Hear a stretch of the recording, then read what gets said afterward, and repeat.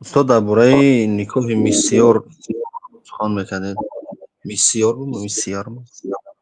мисьёр ба Бале. забони арабӣ мисьяр талаффуз карда мешавад. Аз калимаи ясар юср гирифта шуда. Аслаш юср осонӣ. яъне ин ягон никоҳи ҷадидам нест. ин никоҳи навам нест. яъне ин як никоҳие ки дар шартномааш баъзе шартҳо зикр шудааст. масалан одамҳо вақте ки ақди никоҳ мекунанд, дар ақди никоҳ гоҳо шарт мемонанд, гоҳо шарт намемонанд.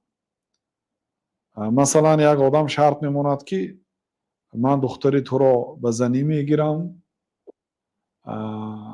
ба шарте ки масалан аз хона берун намебарояд ё ман ина дигар давоми хонданашо иҷозат намедиҳам. ё тарафи духтар шарт медиҳад ки мо ба як шарт иҷозат медиҳем ки духтари ман бояд донишгоҳро тамом кунад масалан. ё духтари ман ҳофизи Қуръон аст, ина бояд ту ба корҳои хоҷагӣ вазифадор накунӣ. ин бояд баъди ин ки ҳамсари ту шуд, бале вазифаи шавҳариро иҷро мекунад, вале дар боқимонда вақтҳояш ин машғули илм мешавад. гуфта шарт мон тарафи келинд. домод қабул кард.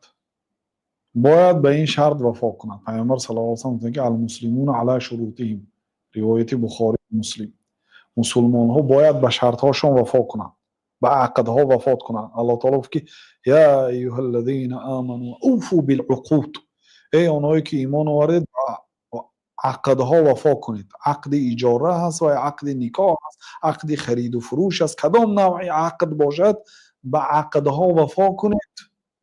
лекин пайғамбар саллаллоҳу алайҳи ва саллам гуфтанд ки аз ҳама бузургтарин ақде ки бояд банда ба он шартҳо вафо кунад, ин ақди никоҳ аст.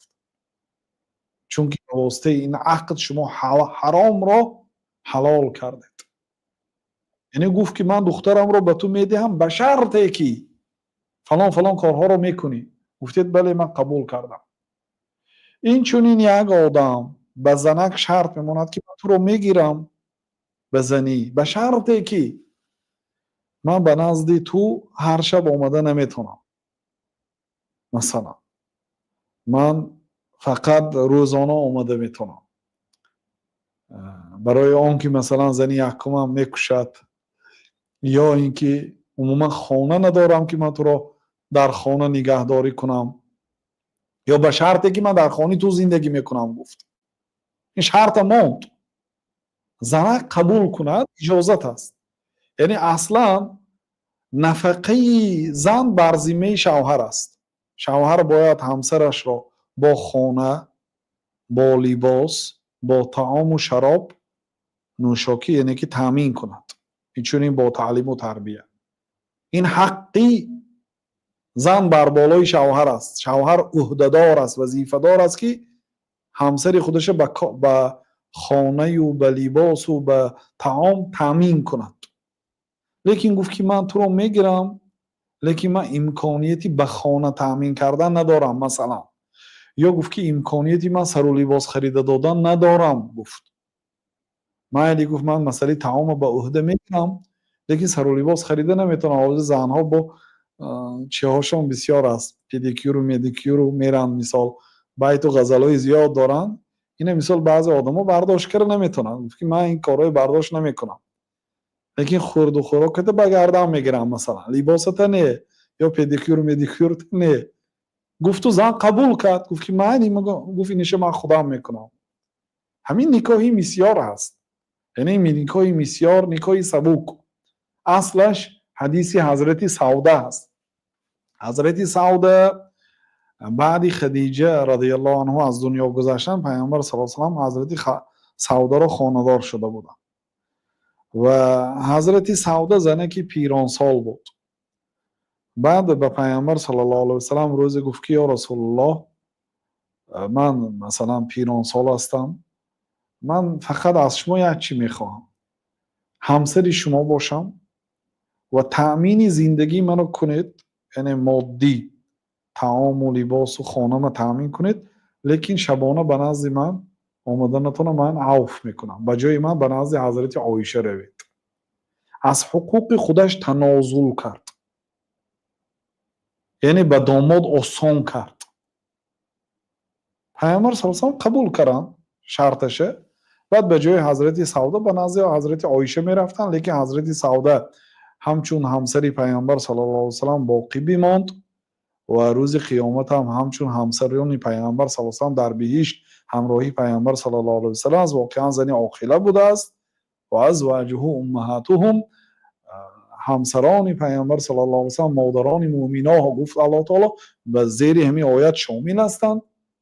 ببینید پیامبر صلی الله علیه و سلم امکانیتش داشتن، بنابراین گفت که من طعام کدی تامین کنید، لباس متید، خانه تامین کنید، فقط شب کدی تامین نکنید، بگذار به جای من به نزد حضرت عایشه روید. یعنی از حقوقش فرامد. همین گونه فرض کردیم یه زنک از حقوق خودش فرامد، گفت که برای من خانه خریده نده، حتی لباس و طعام هم خریده نده، فقط همچو برای من سایبان یعنی شوهر باشی، حق شبانه مدهی بس است گفت. یا اینکه یک آدم گفت که خانه ما تامین کن، لباس ما تامین کن، طعام ما تامین کن، فرزندان ما نگاهو بین کن، یتیم دارم، لیکن شب نبیایی مایلش بگذار مثلا روزانه کی خواهی کی امکانیت پیدا کردی بیا بگذار تو با زن اولاد زندگی کردن گیر، فقط من که امروز زنی ضعیف و محتاج هستم، نه خانه دارم نه مال دارم فرزندا دارم، تو اینای تامین کن، من همسری تو میشم، من شبم عوف میکنم، لیکن تو کی خواهی در یک هفته یا مراتبه یا دو مراتبه روزانه آمدی گفت. شوهر اینه قبول کرد، هیچ گپی ندارد. اینه بعضی ها وقتی که ما گفتیم گفته است این نکاحی متعه، این نکاحی موقت، این نکاحی موقت نیست، این نکاحی ابدی هست. فقط بعضی حقها را زنک از گردن شوهرش ساقط کرده است، آسان کرده است به شوهرش.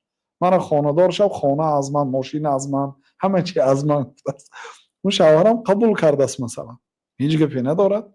یعنی اصلا باید شوهر این کار رو میکرد، لیکن این کار زنک کرده است. همین نامش نکاحی مسیار میگوید.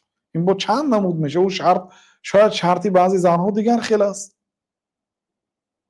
شرطی مثلا یک زنک حج روک است، میگوید که شرطی من همین که من که حج به رفته بیام محرم شده بس دیگه تو هیچی طلب نمیکنم، آمدی خوش آمدی، نه آمدی بیا نمیگم،